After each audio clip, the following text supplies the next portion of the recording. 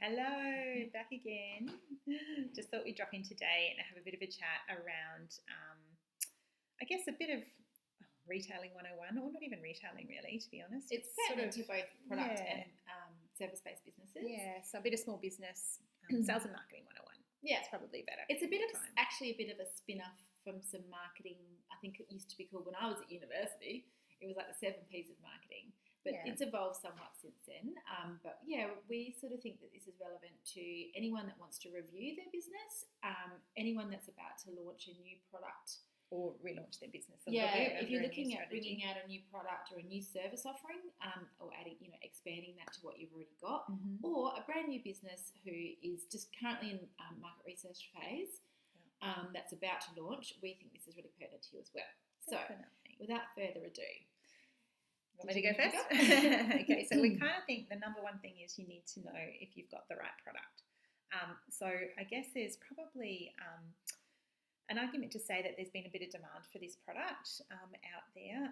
You've tested the product if that's necessary, and when we say test it, we not only mean the functionality of it, so you want to have something of quality, no doubt, but also the desire for people to want it. So you've got to do a little bit of customer research, which also we'll be touching on when we talk about the right customer. But I think it's more about understanding what problem does your product solve for somebody, or what pleasure does it provide for somebody. And just, I guess, if you are in the phase of starting up a new business and you're entering quite a saturated market. So we kind of use the example quite often in a retail sense of if you are a candle maker and you're drawing, you've got something that you're wanting to sell into that audience. There's probably quite a competitive space out there for that sort of thing. So just make sure that there is a gap in the market, or your particular product is actually going to either provide pleasure, which I'm sure it would, or you're going to solve a pain point. So really understanding your product and fine-tuning it from a service perspective, that might be testing it out in there. So I know before we launched, we actually offered our services for free to a number of women because we wanted to really test the market. Get some feedback, fine-tune it before we launched above the line. And it paid for itself over and over again, and we'll continue to do that. So right product is the first thing. So the next thing that sort of goes straight after that is the right customer. So Helen and I can't really talk enough about ideal customer profiling, and it really ultimately goes back to the first question that Helen posed, which was what problem does it solve, or of course what pleasure does it bring, because obviously there's just the two main drivers of pleasure and pain. But it's when you are fine tuning your product or service, you really need to build that around an ideal customer, because ultimately if you don't have customers, you don't really have a product or service. There's not going to be any demand. So you really want to think about who that ideal customer is and base those products and services off their needs, wants, desires, pain points, and solve their problems ultimately. Yeah, definitely. And also, if you are sort of reviewing your business or looking to bring something new out, you really want to delve back into that. Has your ideal customer changed, or are you bringing out a new product or service that's for a different ideal customer set than what you're currently servicing? So you want to be really clear on that before you invest the time and money in launching that new product or service. So we've got product, customer. So the next thing we're going to talk about is price or proposition. And I guess what we're saying there, it really comes down to value. What are you providing that your competitors aren't? So we definitely encourage people to do some competitive research, and that's not to compare yourself against others. We definitely don't advocate for that.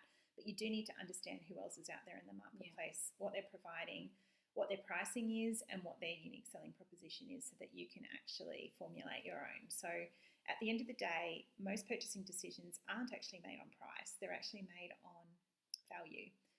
And if you can offer something of value that solves the problem of your ideal customer, you've got a product that's actually going to give them pleasure, then price is probably not going to be the number one reason for why they're going to come to you. So product, people, or customer, and price. Just to close that out, like it's the saying that Helen, I think you've coined a few times, that if you can get all that right, you're actually able to get them to make that purchase decision off the base of their emotional drivers. Definitely. As opposed to purely on price, which if you can get there with your product or service, that is a brilliant place to be. Definitely. So the other one of the other things we want to discuss today is around timing. So it can or it may or may not play a part in your particular business. But if you're in a seasonal business, for example, timing is really key. So if you're about to launch a swimwear brand, you may or may not want to do that in winter. There's probably two schools of thought. Some people would probably say if you think there's going to be a lot of demand, it might be good to have that slow growth through the cooler months so that when you hit summer, you are like all your kinks are ironed out and you're ready to go. It probably just depends on consumer trends and things like that. And also if you have missed the boat in terms of seasonality, perhaps it's time to hold back. So I think that the right time can be really pertinent. Like in a service-based business, like we're currently thinking about an end of financial year offering. We have to get that out. It's the end of financial year, so there's no point for us to get that out in September. And look, from our own experience, we made a bit of a boo-boo ourselves, and we launched a download or an e-product in January, which when we were on holidays. We're on holidays. All of our clients are on holidays, so we got it wrong. So we've learned from our mistakes as well. Certainly. And you will in this space. You definitely will. So timing's a big one.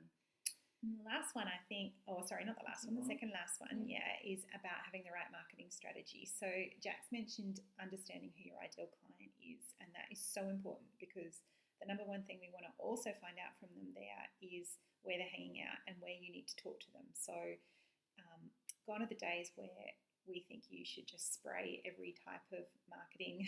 Who's got the time? Who's got the time or the dollars as well to do that. So you really need to be targeted with where your audience is at and making sure that you're speaking to them and that you're attracting them. So, we cover in our sales and marketing intensives that we do with our clients really deeply get into the sales funnel and understand what the best strategy will be where the low-hanging fruit is. And getting out there. I think as well, if you're reviewing your business, absolutely the same. Like when you started out, perhaps your audience was predominantly on Facebook, perhaps they've shifted to Instagram. So if you're in a bit of a review stage, it's a really good opportunity to jump into your analytics. Have a look at your Google Analytics as well and see where that website traffic's being driven from, because there may have been a shift, and if you're not reviewing it regularly, it's probably time to. So that's the right marketing channels is really key. I think so. Okay, I think we're pretty much done. We are. Yeah, thanks guys for sticking with us. It's been right. a little longer than we thought, but if you're interested in doing one of the sales and marketing deep dive intensives with us, that's absolutely how we support business owners. So we would love to hear from you. Just get in touch and we can have a bit of a talk about where you're at. Have a great day. Thanks everyone. Bye. Bye.